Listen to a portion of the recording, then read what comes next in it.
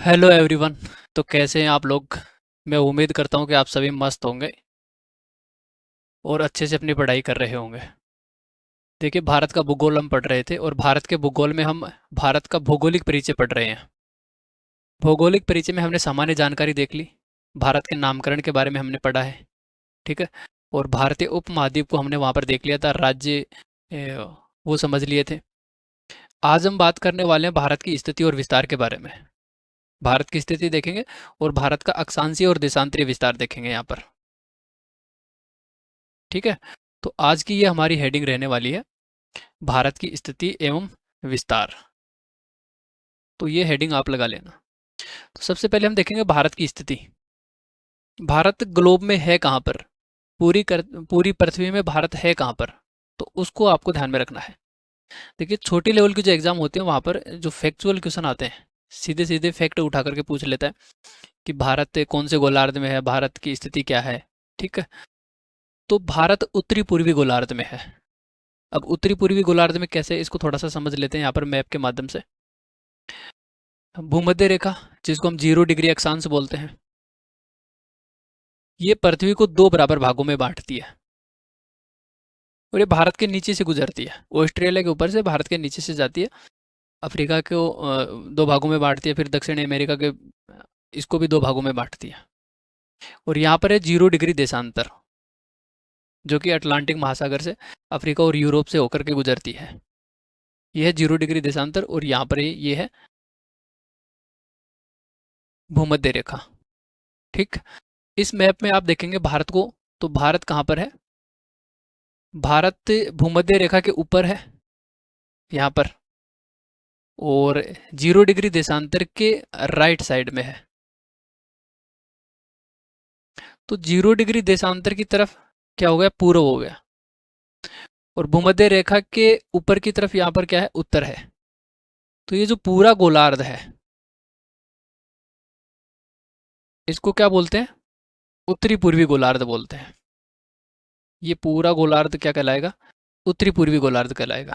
ठीक ऐसे ही 0 डिग्री देशांतर के पश्चिम में और भूमध्य रेखा के उत्तर में ये जो गोलार्ध है, इसको बोलते हैं उत्तरी पश्चिमी गोलार्ध, ठीक है। ठीक ऐसे ही नीचे वालों का नामकरण किया गया है। तो ये नामकरण जो किया गया है, उसमें ज़्यादा कोई बड़ी भारी चीज़ नहीं है, छोटा सा कॉन्सेप्ट है। भूमध्य रेखा के ऊपर यानी कि उत्तर की तरफ, भूमध्य रेखा के नीचे यानी कि दक्षिण की तरफ, 0 डिग्री देशांतर की राइट साइड में यानी पूर्व, और लेफ्ट साइड में यानी कि पश्चिम। और फिर इनको गोलार्ध में बांट देना है, ठीक है। तो भारत की स्थिति यहाँ पर है। तो आप देख पाएंगे कि भारत कौन से गोलार्ध में? उत्तरी पूर्वी गोलार्ध में। ये ग्लोब में भारत की वास्तविक स्थिति है, ये आपको ध्यान में रखना है, ठीक है। अब जलवायु की दृष्टि से देख लेते हैं। जलवायु की दृष्टि से भारत कौन से जलवायु प्रदेश में है, तो उनको अब देख लेते हैं। पूरे गोलार्ध को मोटे मोटे रूप से तीन जलवायु क्षेत्रों में बांटा गया है: उष्ण कटिबंधीय क्षेत्र, शीतोष्ण कटिबंधीय क्षेत्र और शीत कटिबंधीय क्षेत्र। जो 0 डिग्री अक्षांश के पास में है, जो भूमध्य रेखा के पास में है, इनको हम बोलते हैं उष्ण कटिबंधीय क्षेत्र। उष्ण का मतलब होता है गर्म, क्योंकि यहाँ पर जो प्रकाश की किरणें हैं वो पूरे वर्ष लंबवत पड़ती हैं, तो यहाँ पर टेम्परेचर ज़्यादा होता है, तो गर्म क्षेत्र है, इसलिए इसको उष्ण कहा गया। कटिबंध मतलब, कटिबंध का अर्थ होता है कि जब हम किसी भूखंड को ताप के आधार पर डिवाइड करते हैं उसको, तो उसके लिए कटिबंध शब्द यूज करते हैं, तो इसलिए इसको बोला गया उष्ण कटिबंध। सबसे ऊपर जाएंगे, यहाँ पर शीत कटिबंध है। शीत मतलब ठंडा इलाका, ठीक है। तो यहाँ पर टेम्परेचर बहुत कम है, क्योंकि यहाँ पर सूर्य की किरणें बहुत ज़्यादा तिरछी पड़ती हैं, उनमें सूर्य तप कम होता है, तो ये ठंडा इलाका है, तो इसको बोला गया शीत कटिबंध। और इन दोनों के बीच का ये जो संक्रमण क्षेत्र है, ये ना तो ज़्यादा गर्म है ना ही ज़्यादा ठंडा है, तो इसमें शीत कटिबंध की विशेषता भी पाई जाती है और उष्ण कटिबंध की भी विशेषता पाई जाती है, इसलिए इसको बोला गया शीतोष्ण कटिबंध क्षेत्र, ठीक है। और यहाँ पर है भारत, आप देखेंगे मैप में ये वाला है भारत हमारा। तो भारत आधा तो देखो ऊपर की तरफ जा रहा है शीतोष्ण कटिबंधीय क्षेत्र में, और आधा जो नीचे वाला हिस्सा है वो उष्ण कटिबंधीय क्षेत्र में है। तो एक ऐसी स्थिति जिसमें उष्ण और शीतोष्ण दोनों के लक्षण पाए जाते हैं, उष्ण और शीतोष्ण दोनों के लक्षण पाए जाते हैं। तो वैज्ञानिकों ने क्या किया, इसको एक नया नाम दे दिया और वो नाम रखा है उपोष्ण। तो भारत जलवायु की दृष्टि से कौन से क्षेत्र में है? उपोष्ण कटिबंधीय क्षेत्र में है। उपोष्ण कटिबंधीय क्षेत्र में या उपोष्ण कटिबंधीय जलवायु में कौन कौन सी विशेषता पाई जाती है, तो ये आपको ध्यान में रखना है। यानी कि यहाँ पर गर्म जलवायु भी पाई जाती है और थोड़ी बहुत ठंडी जलवायु भी पाई जाती है। देखिए गर्म यहाँ पर है, उष्ण मतलब गर्म, और यहाँ पर है शीत मतलब ठंडा, और उष्ण मतलब यहाँ पर भी क्या है, गर्म है। ठीक है, तो ठंडा कम है लेकिन गर्म इलाका ज़्यादा है। ठीक, तो इसी प्रकार आप देखेंगे कि भारत में जो सर्दियाँ पड़ती हैं वो कम पड़ती हैं, गर्मियों की अपेक्षा कम पड़ती हैं। सर्दियाँ लगभग 3-4 महीने की होती हैं, लेकिन आप गर्मी देखेंगे, सर्दी जाते ही वो अ, गर्मी स्टार्ट हो जाती है। तो गर्मी लंबी चलती है, सर्दी छोटी चलती है। ठीक है, क्यों चलती है? क्योंकि भारत उपोष्ण कटिबंधीय क्षेत्र में है। तो जलवायु की दृष्टि से हमने देख लिया, और भूगोल में जो ग्लोब है, ग्लोब में भी हमने देख लिया कि भारत ग्लोब में कौन से गोलार्ध में एग्जिस्ट करता है। तो ये चीज़ हमने देख लिया है। तो भारत की स्थिति आई थिंक आप सभी को समझ में आ गई होगी। ठीक है, नेक्स्ट आगे बढ़ते हैं। अब भारत का अक्षांशीय और देशांतरीय विस्तार समझ लेते हैं। तो सबसे पहले हम अक्षांशीय विस्तार देखेंगे। तो नेक्स्ट जो हमारी हेडिंग रहेगी, भारत का अक्षांशीय विस्तार। भारत कौन कौन से अक्षांशों के बीच में पाया जाता है, ये सीधा सीधा एग्जाम में क्वेश्चन बनता है और कई बार बना है, चाहे वो छोटे लेवल की हो चाहे बड़े लेवल की एग्जाम हो। ठीक है, और यहाँ से कन्फ्यूजन भी क्रिएट करता है एग्जामिनर। कैसे करता है वो अभी हम देखेंगे। ठीक है, जैसे ये हमने भारत का मैप ले लिया है। चूंकि हम जानते हैं कि जो 0 डिग्री अक्षांश है या भूमध्य रेखा है वो भारत के नीचे से जाती है, भारत को वो टच नहीं करती है, वो हिंद महासागर से होकर के गुजर जाती है। ठीक है, तो ये लाइन हमने मान ली, ये भूमध्य रेखा है, ये 0 डिग्री अक्षांश है। ठीक है, और यहाँ पर है हमारा अंडमान और निकोबार वाला क्षेत्र। भारत की जो मुख्य भूमि है ये वाली, और अंडमान जो निकोबार को आप देखेंगे, ठीक ध्यान से देखेंगे, तो अंडमान और निकोबार का ये जो निकोबार वाले जो द्वीप हैं वो मुख्य भूमि से थोड़ा नीचे की तरफ है। तो यहाँ पर सबसे पहला जो अक्षांश भारत को स्पर्श करेगा वो अंडमान निकोबार में स्पर्श करेगा। ठीक है, तो अंडमान निकोबार में जो सबसे पहला जो अक्षांश भारत को स्पर्श करता है वो 6 डिग्री 45 मिनट उत्तरी अक्षांश है। 6 डिग्री 45 मिनट उत्तरी अक्षांश है, नॉर्थ है।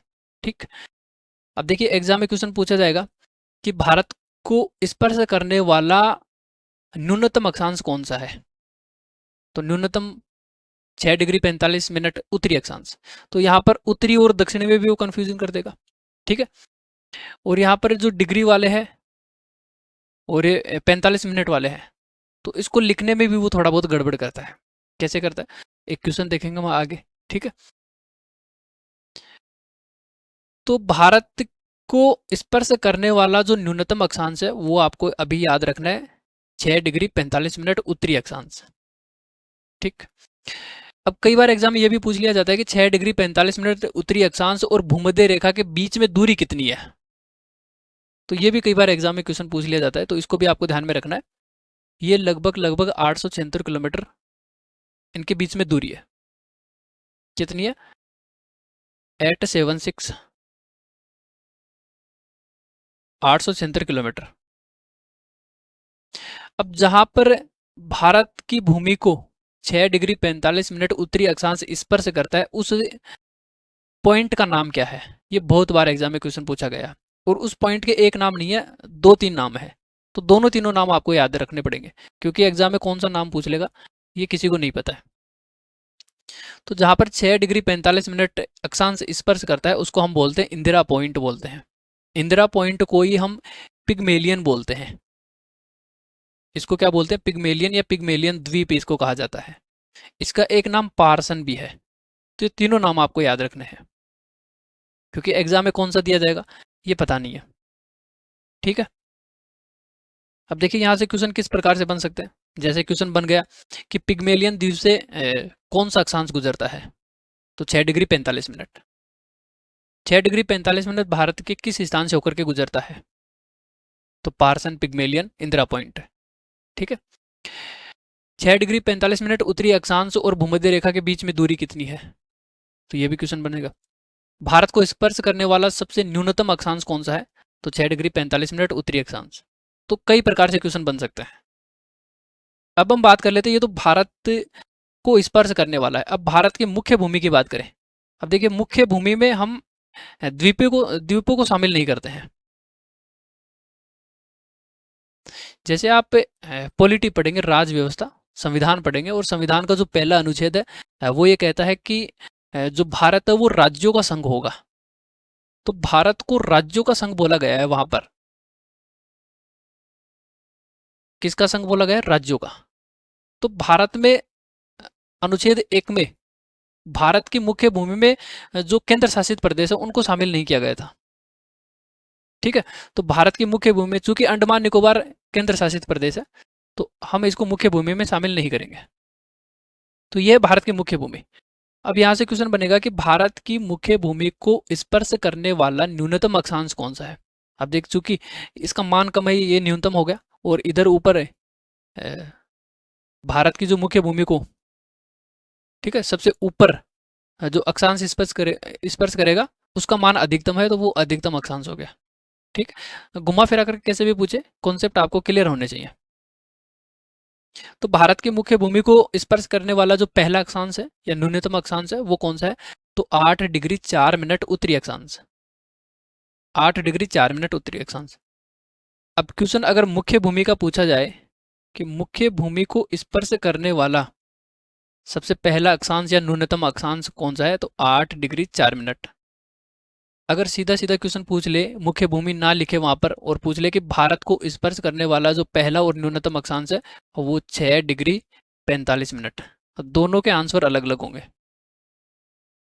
ठीक है, तो ये चीज आपको क्लियर हो गई होगी। अब ये 8 डिग्री 4 मिनट उत्तरी अक्षांश है जो कि भारत की मुख्य भूमि को स्पर्श करता है। तो उस पॉइंट का नाम क्या है? कौन से स्थान से होकर के गुजरता है? तो उसको हम बोलते हैं कन्याकुमारी, और कन्याकुमारी को ही हम बोलते हैं केप कमोरिन।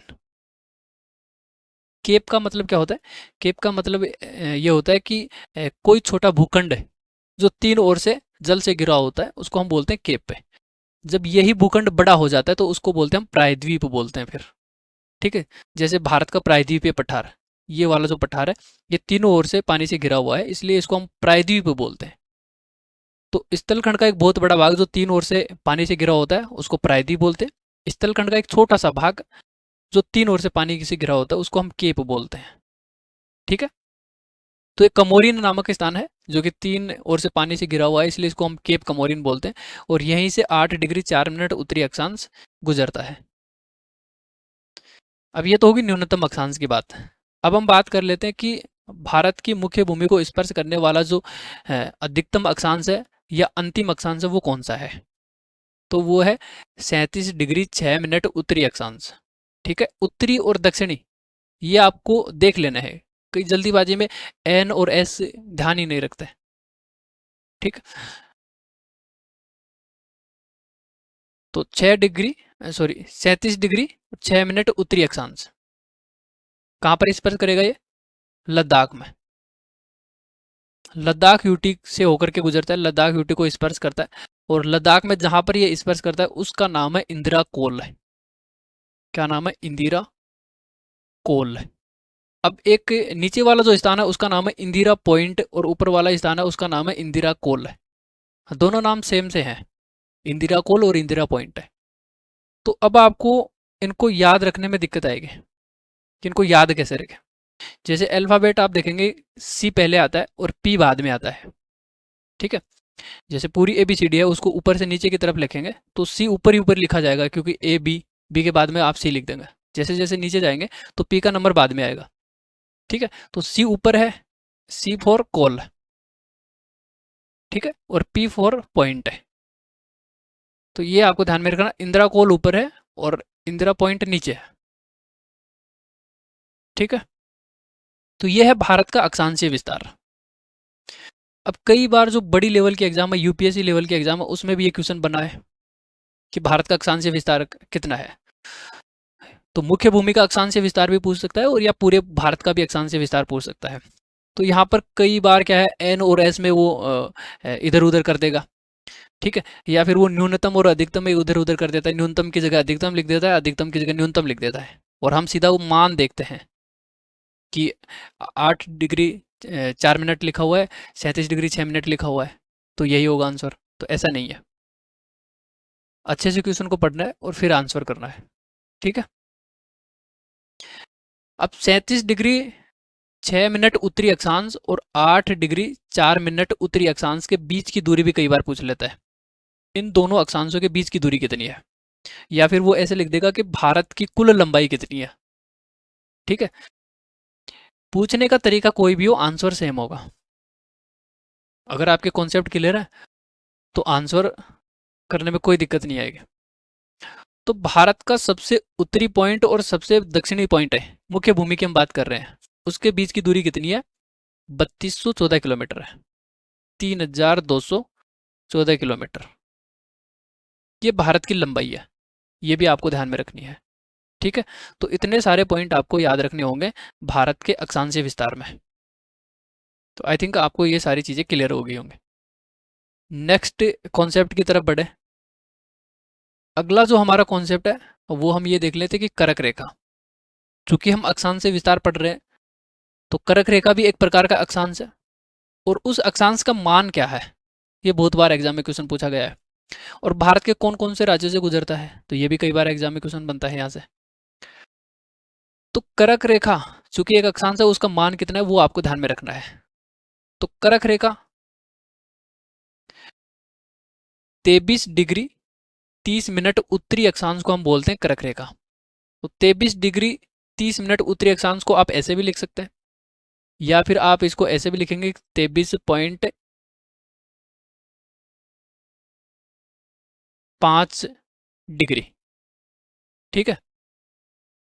या फिर आप इसको ऐसे भी लिख सकते हैं 23 सही 1/2 डिग्री उत्तरी अक्षांश। तो इसको 3 प्रकार से लिखा जा सकता है: 23 डिग्री 30 मिनट उत्तरी अक्षांश, 23.5 डिग्री उत्तरी अक्षांश, 23 सही 1/2 उत्तरी अक्षांश। तीनों मान आपको ध्यान में रखने, क्योंकि एग्जाम में कोई सा भी मान यहाँ पर दे सकता है। तो कर्क रेखा का मान आपको याद हो गया। अब कर्क रेखा के बारे में एक विशेषता आपको ये ध्यान रखनी है कि भारत को लगभग 2 बराबर भागों में बांटती है, 2 बराबर भागों में बांटती है, ठीक है, लगभग 2 बराबर भागों में। तो हम ये कह सकते हैं कि कर्क रेखा भारत के बीचों बीच से गुजरती है, ठीक। कौन कौन से राज्यों से गुजरती है? तो कर्क रेखा भारत के 8 राज्यों से गुजरती है। 8 राज्यों के नाम आपको याद होना चाहिए, क्योंकि ये बहुत बार एग्जाम में क्वेश्चन पूछा गया है। जैसे यहाँ पर गुजरात है सबसे पहला, और सबसे पश्चिम जो राज्य है वो है गुजरात, फिर राजस्थान है, फिर यहाँ पर आप देखेंगे एमपी है, ठीक है, फिर छत्तीसगढ़ है, यहाँ पर झारखंड है, पश्चिम बंगाल है, ठीक है, और त्रिपुरा है, फिर यहाँ पर मिजोरम है। तो ये 8 राज्य है, 8 राज्य के पश्चिम से पूर्व की तरफ क्रम और पूर्व से पश्चिम की तरफ क्रम। ये ऑर्डर आपको ध्यान में रखना है, क्योंकि ऑर्डर से ज़्यादा क्वेश्चन बने हैं। 8 राज्य कौन से? गुजरात, राजस्थान, मध्य प्रदेश, छत्तीस, झारखंड, पश्चिम बंगाल, त्रिपुरा और मिजोरम। झारखंड एक ऐसा राज्य है जिसकी राजधानी से होकर के कर्क रेखा गुजरती है। तो यहाँ से शहरों से संबंधित भी एग्जाम में क्वेश्चन बने हैं कि कर्क रेखा के सबसे नजदीकी शहर कौन सा है, तो रांची। तो रांची से तो होकर गुजरती है कर्क रेखा। इसके अलावा भी जो बड़ी लेवल की एग्जाम होती है वहाँ पर कॉन्सेप्चुअल क्वेश्चन आते हैं, फैक्ट नहीं आते हैं, ठीक है। तो वहाँ पर आपको दे देगा एग्जाम में कि कर्क रेखा से बढ़ती दूरी के क्रम में शहरों को व्यवस्थित करें, ठीक है। तो यहाँ पर रांची हो गया, फिर भोपाल दे देगा, दिल्ली दे देगा, चेन्नई दे देगा। तो इस प्रकार से दूरी आपको ध्यान में रखनी है। मैप अब देखिए, दूरी को मापने मत बैठ जाना, मैप को अच्छे से देखना और उसमें सारे शहर देख लेना। जैसे बार बार आप मैप देखेंगे तो ये सारी चीज़ें अपने आप याद हो जाती हैं, फिर वो माइंड में अपने आप क्लिक कर जाता है कि ये शहर नज़दीक होगा, ये दूर होगा। और ऐसा सिर्फ तभी होगा जब आप मैप को बार बार देखते हैं। याद रखने से कुछ याद नहीं होता है, ठीक है। ट्रिक, इन 8 राज्यों को याद रखने की जो ट्रिक है वो है 6 मित्र जग्गू पे मरे। जग्गू एक नाम की लड़की है, उसको 6 दोस्त उसके ऊपर फ्लर्ट करते हैं। तो 6 मित्र जग्गू पे मरे। छ मतलब छत्तीसगढ़, मी मतलब मिजोरम, त्रै मतलब त्रिपुरा, जय मतलब यहाँ पर झारखंड हो गया, गु मतलब गुजरात है, पे मतलब पश्चिम बंगाल, एम मध्य प्रदेश और रे मतलब राजस्थान। ठीक, तो ये ट्रिक से आप याद रख सकते हैं। और मैं तो यही कहूँगा कि आप इनका क्रम याद रखें, क्योंकि ऑर्डर से ज़्यादा क्वेश्चन बनते हैं। क्रम में ट्रिक याद रखने से कोई मतलब नहीं है, फिर आप भूल जाओगे कि कौन सा राज्य किधर आएगा। अगला हमारा कॉन्सेप्ट है भारत का देशांतरीय विस्तार। तो देशांतरीय विस्तार हम थोड़ा सा यहाँ पर देख लेते हैं। अक्षांशीय विस्तार हमने समझ लिया कि भारत की मुख्य भूमि को स्पर्श करने वाला न्यूनतम अक्षांश कौन सा है। थोड़ा सा रिवीजन कर लेते हैं। 8 डिग्री 4 मिनट। सबसे उत्तरी अक्षांश 37 डिग्री 6 मिनट। और अंडमान निकोबार को स्पर्श करने वाला 6 डिग्री 45 मिनट। इनके बीच की दूरी है 3214 किलोमीटर। ठीक है, कर्क रेखा बीच से जाती है। कर्क रेखा का मान 27 डिग्री 30 मिनट उत्तरी अक्षांश है। तो ये तो हो गया पूरा अक्षांशीय विस्तार। अब हम देखते हैं देशांतरीय विस्तार। तो देशांतरीय विस्तार में आपको ध्यान में रखना है कि भारत की मुख्य भूमि को स्पर्श करने वाला पहला देशांतर कौन सा है। देशांतर कहाँ से खींचे गए थे? 0 डिग्री देशांतर से। 0 डिग्री देशांतर हम चूंकि हम जानते हैं कि यूरोप से होकर के जाता है, फिर वो अफ्रीका और अटलांटिक महासागर से। ठीक है, तो जैसे जैसे हम पूर्व की तरफ जाएंगे देशांतरों के मान बढ़ते जाएंगे, 1 2 3 4 5 ऐसे करके। ठीक, तो भारत तक आएंगे तो यहाँ पर जो भारत को पहली बार जो अक्षांश स्पर्श करेगा उसका मान है 68 डिग्री 7 मिनट पूर्वी देशांतर। कौन सा देशांतर है? पूर्वी देशांतर है। तो इसका मान आपको याद रखना है 68 डिग्री 7 मिनट पूर्वी देशांतर। ये कौन से स्थान से होकर के गुजरता है? तो गुहार मोती, या जिसको हम गोर मोता भी बोलते हैं, गोर मोती भी बोलते हैं। ठीक है, तो ये आपको ध्यान में रखना है। और गोर मोता या गोर मोती या गुहार मोती कहाँ पर पड़ता है? सरक्रीक में पड़ता है। सरक्रीक कहाँ पर है? गुजरात में। ठीक है, तो देशांतर का नाम आपको ध्यान में रखना है 68 डिग्री 7 मिनट पूर्वी देशांतर। सबसे अंतिम देशांतर की बात करें तो सबसे अंतिम जो देशांतर यहां से होकर के जाएगा, जो अरुणाचल प्रदेश के अंतिम बिंदु को टच करता है, और उस पॉइंट का नाम, उस जगह का नाम है किबुथु, जिसको डोंग भी कहते हैं। तो किबुथु से जाता है, डोंग से जाता है, कोई सा भी नाम आपको एग्जाम में दे देगा, दोनों नाम आपको याद रखने हैं। ठीक है, अब इन दोनों देशांतरों के बीच की दूरी कितनी है? तो दूरी भी यहां से भी क्वेश्चन बनता है।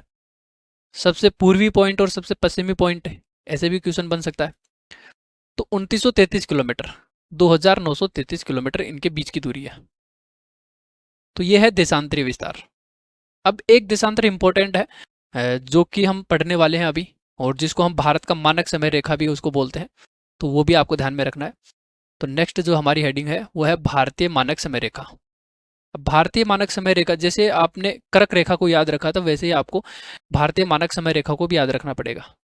और ये इंपॉर्टेंट देशांतर है। इसका मान कितना है? चूंकि ये एक प्रकार का देशांतर है, तो देशांतर है तो इसका मतलब इसका कुछ मान होगा। तो मान कितना है? 82 डिग्री 30 मिनट पूर्वी देशांतर। तो इसको आप ऐसे भी लिख सकते हैं 82 डिग्री 30 मिनट पूर्वी देशांतर, या 82.5 डिग्री पूर्वी देशांतर भी इसको बोल सकते हैं। या फिर ऐसे भी कह सकते हैं कि 82 सही 1/2 पूर्वी देशांतर। तो 3 प्रकार से आप इसको लिख सकते हैं। जैसे कर्क रेखा को हमने 3 प्रकार से लिखा था, वैसे ही भारत का जो मानक समय रेखा है उसको भी हम 3 प्रकार से लिख सकते हैं। और तीनों आपको ध्यान में रखने हैं। एग्जाम में कौन सा देगा किसी को नहीं पता है। कहाँ से होकर के गुजरता है? मैप में आप देखेंगे इसको, तो ये यहाँ से होकर के गुजरता है, ये वाला। ठीक है, सबसे पहला जो देशांतर था वो था 68 डिग्री 7 मिनट पूर्वी देशांतर।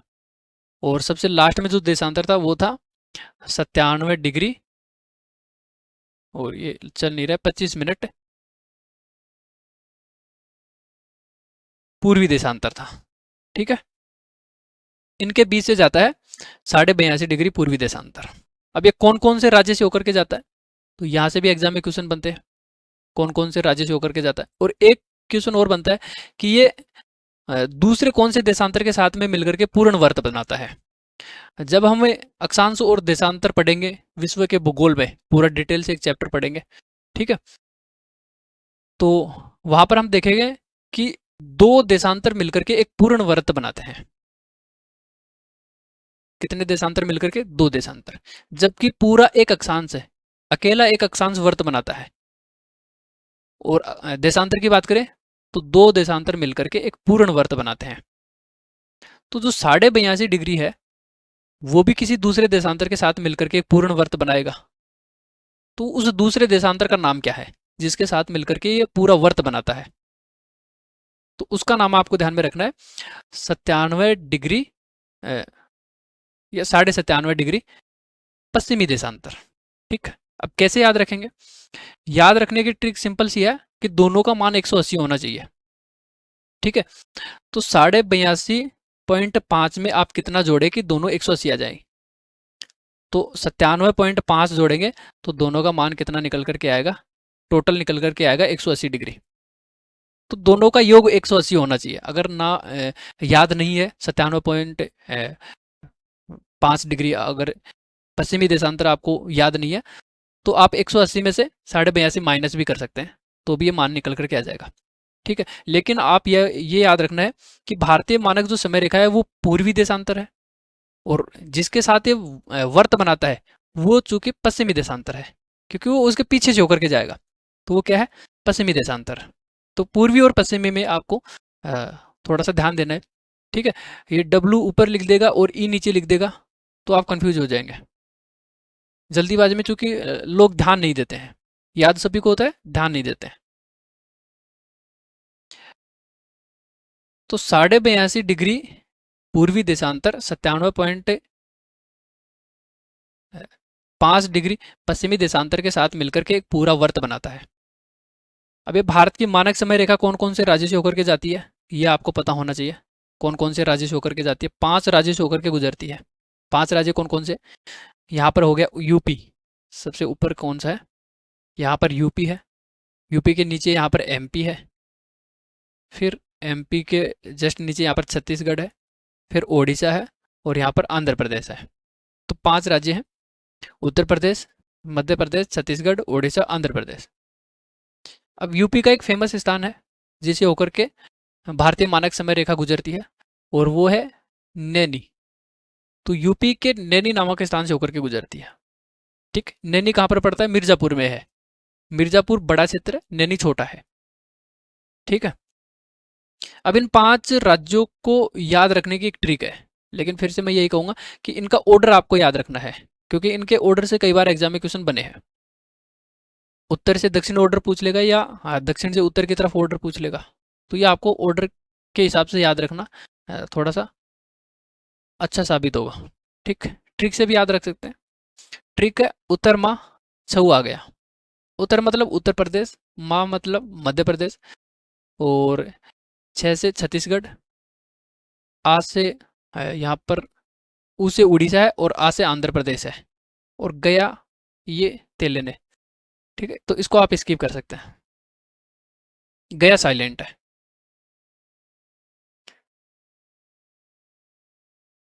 तो कर्क रेखा कौन कौन से राज्यों से गुजरती है उसकी ट्रिक भी हमने देख ली थी। भारतीय मानक समय रेखा कौन कौन से राज्यों से गुजरती है उसकी ट्रिक भी हमने यहाँ पर देख लिया। ट्रिक से अच्छा है कि राज्यों का ऑर्डर आप याद रखें। ठीक है, तो इस प्रकार से हमने क्या कर लिया, भारत का देशांतरी विस्तार देख लिया। तो भारत के देशांतरी विस्तार को फिर से यहाँ पर रिकॉल कर लेते हैं जल्दी से। भारत को स्पर्श करने वाला जो पहला देशांतर है वो है 68 डिग्री 7 मिनट पूर्वी देशांतर। सबसे अंतिम है 97 डिग्री 25 मिनट पूर्वी देशांतर। इनके बीच से एक देशांतर जाता है जिसको हम बोलते हैं 82 डिग्री 30 मिनट पूर्वी देशांतर। इसको हम बोलते हैं भारत का मानक समय रेखा। ठीक है, जिसको IST बोलते हैं। तो ये भी चीज़ याद रखनी है। IST किसके साथ मिलकर के पूर्ण वर्त बनाता है? 97.5 डिग्री पश्चिमी देशांतर के साथ मिलकर के पूरा वर्त बनाता है। कितने राज्य से होकर के गुजरता है? 5। पांचों के नाम आपको पता होना चाहिए, और एक जो उत्तर प्रदेश है वहाँ का फेमस स्थान है उसका नाम भी आपको याद होना चाहिए, क्योंकि यहाँ से क्वेश्चन हजारों बार बने हैं। ठीक है, तो इस प्रकार से हमने भारत की स्थिति देख ली, भारत का अक्षांशीय विस्तार देख लिया, और भारत का देशांतरी विस्तार देख लिया। तो आज के सेशन में बस इतना ही है। बाकी नेक्स्ट सेशन में हम भारत का जो अक्षांशीय विस्तार है उसका प्रभाव देखेंगे, और देशांतरी विस्तार का प्रभाव देखेंगे कि कैसे इन दोनों का प्रभाव दिन और रात की अवधि पर पड़ता है। ठीक है, तो इनके प्रभाव हम नेक्स्ट वीडियो में चर्चा करेंगे। आज के लिए बस इतना ही है। पढ़ते रहिए, मस्त रहिए। थैंक यू, धन्यवाद।